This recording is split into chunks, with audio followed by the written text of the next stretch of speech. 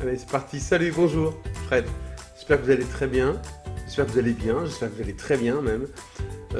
C'est parti pour le magazine de la semaine. Donc on est en pleine fin août. Le temps est pas mal. L'activité est en train de repartir doucement, doucement. Ah oui, c'est pas mal aussi. Il faut que je parle de mon micro. J'avais oublié. Quoi d'autre? Quoi d'autre? J'ai il y a plein de questions qui sont accumulées. Donc faut que je me dépêche dans l'intro pour passer vite aux questions. Le décor a changé puisque je suis complètement spoilé, enfin pas déshérité du tout, mais dégagé, viré, dépossédé. Comment on dit? Vous savez quand quand on vire quelqu'un de la maison où il est. Bon, bref, mon atelier est rempli de cartons, de matériel puisqu'on est en train de préparer les kits pour les écoles d'art. Et donc il faut stocker ça. Donc Fred, tu feras le dandy bien plus tard. Tu attends un petit peu que tout ça, ça se calme. Et donc on a des petits jeunes qui viennent nous aider à faire les kits. Et donc pendant ce temps-là, bah voilà, je me retrouve ici. Bon, j'essaie de retranscrire un univers artistique, mais qui fait partie de notre vie, qui fait partie de ma vie. Ça n'a pas été trop difficile. Bref, allez. Alors encore une intro longue comme ça, alors qu'elle devait durer quelques secondes. Donc, je vous souhaite vraiment une bonne fin d'été agréable. On va passer aux questions. Il y en a plein. Je les ai pas triées, j'en ai lu quelques-unes. Et puis ça m'intéresse de les lire dans l'état. Voilà. Par exemple, ici on a Martine qui dit Hello Fred. C'est super que le cours complet de peinture à l'huile avec une réduc intéressante soit disponible. Bah écoute, c'est cool, merci, pas de problème. Mais j'ai déjà les DVD numéro 1 et 2 achetés quand ils sont parus. Ok. Donc, question, les DVD suivants peuvent-ils être achetés à l'unité? Je trouve que ton site est super bien fait, il y a plein de choses intéressantes dont je ne profite pas vraiment. La vie est Marie-Galante. Ah, Marie-Galante est bien cool, mais on n'a pas vraiment le temps de regarder la web TV. Ah bah d'accord. Ah bah écoute, ouais, la vie est difficile quoi. Hein. Par exemple, entre le jardin qui pousse trop vite, les courses, il faut faire 3 supérettes avant de trouver ce qu'on a marqué sur la liste, les pêcheurs au bord de la route, on ne sait jamais à quelle heure ils débarquent leur pêche, les journées sont en pointillés, mais c'est un super petit coin de paradis, un peu envahi par les sargasses en ce moment, mais tranquille. Je t'envoie mon dernier barbouillage. Oh, je l'ai pas vu. Martine, je comprends pas, j'ai juste la copie du mail. À 6h, lever de soleil derrière la maison. Bah écoute Martine, c'est... Waouh, ça fait plaisir, ça fait envie, bien sûr. Bon, rassurons-nous, hein, l'herbe n'est jamais... Enfin, l'herbe est toujours plus verte ailleurs, mais... Voilà. Mais c'est vrai que quand on parle d'un endroit comme ça fait rêver. Alors toi, tu te suis, c'est vachement bien. J'ai pas compris en fait le coût des DVD et tout ça. En fait, les DVD qu'on a créés sont non pas des extraits, mais des parties. Donc si tu as acheté les DVD de la peinture à l'huile, c'est pas la peine d'acheter le pack. Ça n'a pas de sens. Si tu peins à l'huile, les DVD suffisent. Si tu peins à l'huile et que les DVD t'intéressent pas, bah tu continues à suivre les cours. Voilà. Alors pour l'instant, donc, on récapitule. C'est pas très compliqué. Si, c'est un peu compliqué, mais voilà. C'est simple. Soit vous vous abonnez. Vous abonnez à l'ensemble. Vous avez droit à tout, autant de fois que vous voulez. Et pendant tout votre abonnement, c'est un peu comme Netflix, Canal+, etc. Pendant toute la durée de votre abonnement, vous avez accès à tout ce que vous voulez. Voilà. Soit vous avez un objectif plus précis, entre guillemets, et vous voulez apprendre à dessiner, peindre à l'acrylique, à l'aquarelle, à l'huile, etc. Et vous achetez un pack qui vous donne droit d'accès aux cours qu'on a tournés avec les artistes dans la discipline. Voilà, c'est à peu près tout. Et la Web TV, pour l'instant, elle est... Alors, la Web TV, elle remet au goût du jour les vidéos, elle est gratuite. Le magazine qui est là, qu'on est en train de tourner ensemble, eh ben, il fait partie de la Web TV. Et il met donc le matin les cours à disposition, les nouveaux cours et les cours d'actualité pour les abonnés. Et l'après-midi, c'est ouvert. Mais je me dis que c'est un petit peu frustrant parce qu'en fait, voilà. Donc on va peut-être trouver une formule avec quelques euros d'abonnement qui permettra d'avoir pendant la semaine, comme une télé normale, pendant la semaine, accès à tout. Voilà. Ça va peut-être démarrer à la rentrée. Il faut que je regarde si techniquement on peut le faire parce que si la technique ne suit pas, eh ben, on va être submergé de mails et de réclamations et de soucis. D'ailleurs, vous comme nous. Donc, je vais regarder ça, mais c'est un petit truc qui me trotte dans la tête. Ok, Martine, j'espère que j'ai répondu. En fait, c'était plutôt un coucou d'où tu es. Écoute, profite bien. Joël. Joël nous dit, pouvez-vous me dire combien de temps met un vernis à tableau pour huile à sécher? Hmm. Alors, alors, comment répondre à ça? Quand tu peins à l'huile, quand tu peins à l'huile, tu dois attendre entre 6 mois et 1 an pour que l'huile soit vraiment durcie pour pouvoir le vernir, ton tableau. Le vernir de manière définitive, avec un vernis définitif. Ce vernis-là, il va mettre quelques journées, semaines, alors ça dépend, il va mettre quelques jours à durcir, à être sec au toucher, et à durcir complètement, à être finalisé plutôt quelques petites semaines, mais c'est pas grave. À partir du moment où il est sec au toucher, tu peux l'utiliser, enfin, c'est-à-dire exposer. Maintenant, si ton œuvre est récente et que tu veux quand même le vernir, tu vas peut-être utiliser un vernis à retoucher. Ce vernis à retoucher qu'on utilise maintenant pour avoir un vernis temporaire, lui, c'est quelques jours, vraiment quelques jours, quelques heures. Dès qu'il est sec au toucher, tu peux t'en servir. Mais souvenez-vous tous que le vernis à retoucher, il est temporaire, pardon.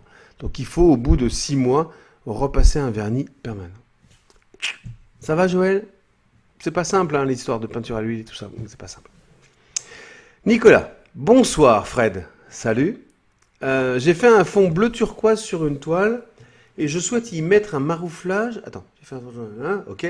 Et je souhaite y mettre un marouflage avec du papier Wenzu, ok. Dont j'ai imprimé une image sur internet, ok, pas de souci, je l'ai fait aussi. Est-ce possible? Ou aurais-je dû le faire avant de peindre? Merci. Alors, tu as fait un fond bleu turquoise.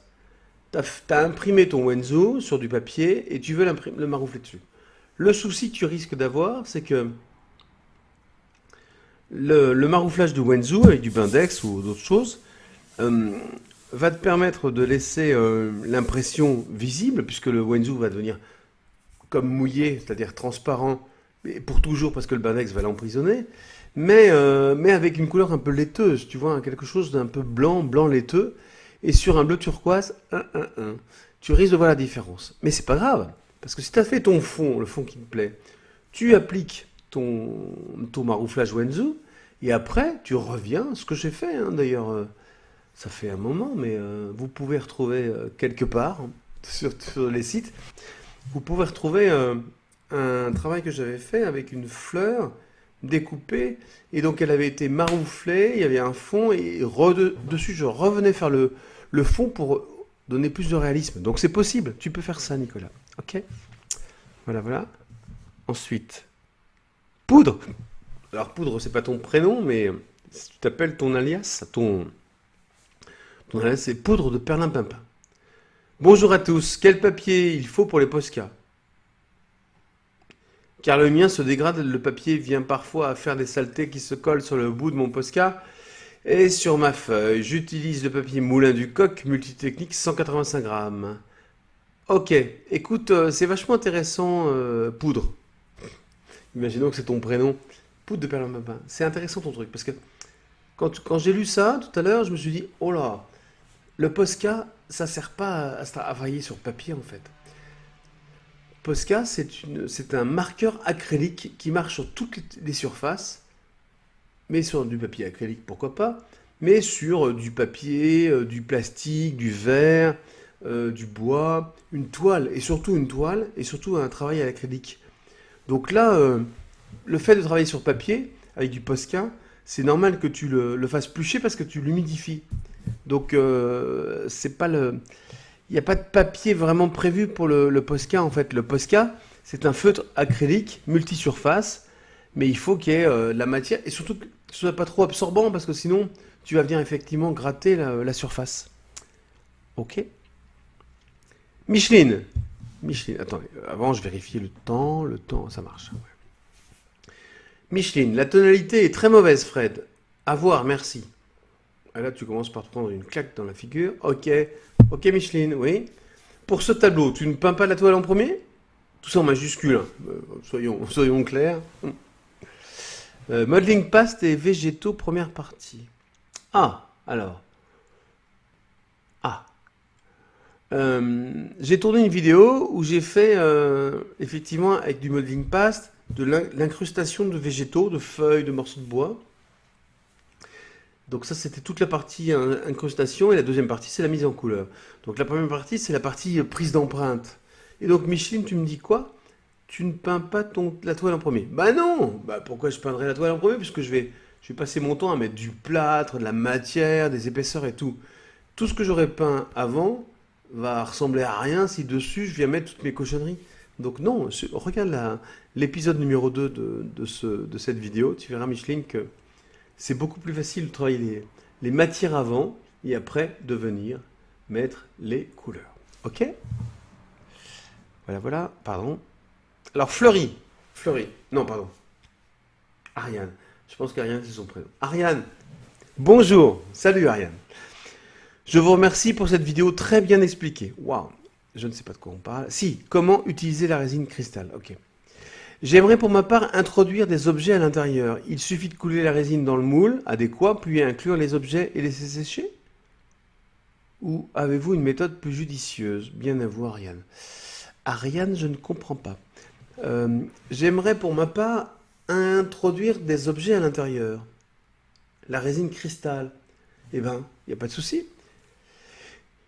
Il suffit de couler la résine dans le moule adéquat, ouais, puis inclure les objets. Oui, voilà, c'est ça. Ah, pardon. Donc, tu coules effectivement ta résine liquide dans le moule, et à l'intérieur, tu mets tes objets. Voilà, tu trouves un moyen de les figer, de les fixer, avec des élastiques, des fils, des machins, des cure-dents, enfin tout ce que tu veux. Et hop, en séchant, en figeant, ça va durcir. C'était la bonne réponse. Pardon, Ariane. Akemi, salut. Non, elle dit pas bonjour. Bon. Comme la plaque est transparente, pourquoi ne pas mettre la première impression en dessous pour ne pas avoir à imaginer le motif de la seconde impression au niveau des blancs? Monotype à l'acrylique. Comme la plaque est transparente, pourquoi ne pas mettre la première impression en dessous pour ne pas avoir... Alors, j'ai un truc à te dire, Akemi. Akemi et tout le monde. En fait, les monotypes, c'est la porte ouverte à tout ce que vous pouvez imaginer. Donc il n'y a pas de technique, il n'y a pas de technique idéale, il n'y a pas de meilleur moyen de faire. Le monotype, c'est quoi? C'est comme si vous aviez envie qu'on vous explique comment peindre un tableau à l'acrylique ou à l'huile. Ça n'a pas de sens. En fait, ça n'a pas de sens tout ça. C'est vous qui le choisissez. Le monotype, c'est quasiment la même chose, sauf qu'on fait semblant de faire de l'impression, c'est-à-dire qu'on va avoir une prise de distance entre le modèle et l'impression, puisque il y a au moins de toute façon une inversion et puis une impression partielle, et que ça se fait qu'une fois. C'est-à-dire que tu ne peux pas le reproduire à une fois. Voilà, c'est ça le monotype. C'est la seule définition. Donc après, tu fais ce que tu veux. Tu peux être effectivement... tu travailles, je sais plus quoi, voilà. Tu commences la première impression en dessous et tu peux poursuivre. La particularité d'un gars comme moi, là, qui vous montre tous les tutos, c'est que je suis légèrement impatient. J'ai légèrement du mal à faire plusieurs étapes, d'accord? Donc, je vais toujours privilégier les techniques qui permettent de faire tout ça en une étape. Ok, j'espère qu'Akemi, que tu ne m'en voudras pas trop. Voilà. Ensuite, Sylvie. Salut Sylvie. Bonjour, salut Sylvie. Pourrais-je utiliser cette technique pour transférer un dessin de pastel à l'huile sur ma toile? Alors, la vidéo que tu regardais, c'était comment transférer une image ou une photo sur toile. D'accord? Donc, Bindex, etc. Et tu dis, pourrais-je utiliser cette technique pour transférer un dessin de pastel à l'huile sur ma toile? Non. Non, tu peux pas. Le pastel à l'huile, c'est quelque chose de très très gras, avec de la matière, et c'est pas du tout un principe d'encre, si tu veux, qui va s'imprégner dans le papier, parce qu'il faut absolument que l'encre s'imprègne dans le papier pour qu'après, en posant le papier au niveau du Bindex et le transfert, le papier, on puisse le virer et qu'il reste que les encres. Donc non, c'est trop superficiel. Je suis désolé, c'est pas possible, Sylvie. Alors, on va terminer, je crois. Ouais, on va terminer par Judith, pardon, qui dit Judith. Bonjour, salut Judith. J'ai un tableau peint à l'huile entamé, bien sec depuis 2 ans, ok, que je souhaiterais reprendre pour finir avec du pastel à l'huile. Ah, encore. Marque Sennelier, magique, ouais, probablement. 2 couches minces ont été appliquées uniquement en couleur. délimitation des formes et des ombres en lumière. Est-ce que cela marcherait avec des médiums traditionnels? Passer une couche préalable de térébenthine pour que le pastel accroche bien. Mais cela ternirait un peu le brillant et la qualité des pastels. Auriez-vous un produit pour faciliter ce passage d'un médium à l'autre et que cela reste bien fixé? La base surtout. Écoute, Judith, tu as peint à l'huile. L'huile est durcie maintenant, 2 ans après. Et le pastel à l'huile, il va adhérer sans problème. Donc ne te prends pas la tête. Tu travailles surtout avec le sennelier. Alors je ne les connais pas tous. Enfin si, j'en connais d'autres qui sont de moins bonne qualité, mais le sennelier est tellement gras qu'il va résister, qu'il va s'accrocher sans aucune difficulté, sans aucune préparation. N'hésite pas, vraiment. Et puis dis-moi ce que ça donne. D'accord? Salut Judith. Allez, le dernier, on finit avec Christine. Christine qui dit, si on a fignolé à l'huile sur l'acrylique, ouais, quel vernis final peut être utilisé sans risque? Merci pour la vidéo bien claire. Comment mettre en couleur les matières sur une toile? Ok. Eh bien écoute, c'est très simple. Si tu as commencé à l'acrylique, pardon, waouh, et tu as fini avec de l'huile, tu te prends pas la tête, vous ne vous embêtez pas, vous dites pas, je suis passé avant, après, etc. Vous choisissez un vernis mixte, et dans ces cas-là, en bombe, pas en liquide avec un spalter, un vernis mixte en bombe, où vous n'aurez aucun risque, aucun problème. Ok? On dirait que je vous parle de votre jardinage et puis de la taille des rosiers. Ok, Christine? J'espère que ça va répondre à tes questions. Dans tous les cas, j'ai terminé. On est fin août, il fait un temps, on se croirait en plein hiver. J'ai froid. Je pense que je vais avoir attrapé un rhume en laissant la fenêtre ou la porte-fenêtre ouverte pendant le tournage du magazine. Je vous souhaite une très très bonne semaine. Reprenez vos habitudes, continuez à regarder la vidéo, à la partager. Et voilà, une fois que ces choses importantes ont été rappelées, je vous fais des gros bisous et je vous dis à bientôt dans une semaine. Salut!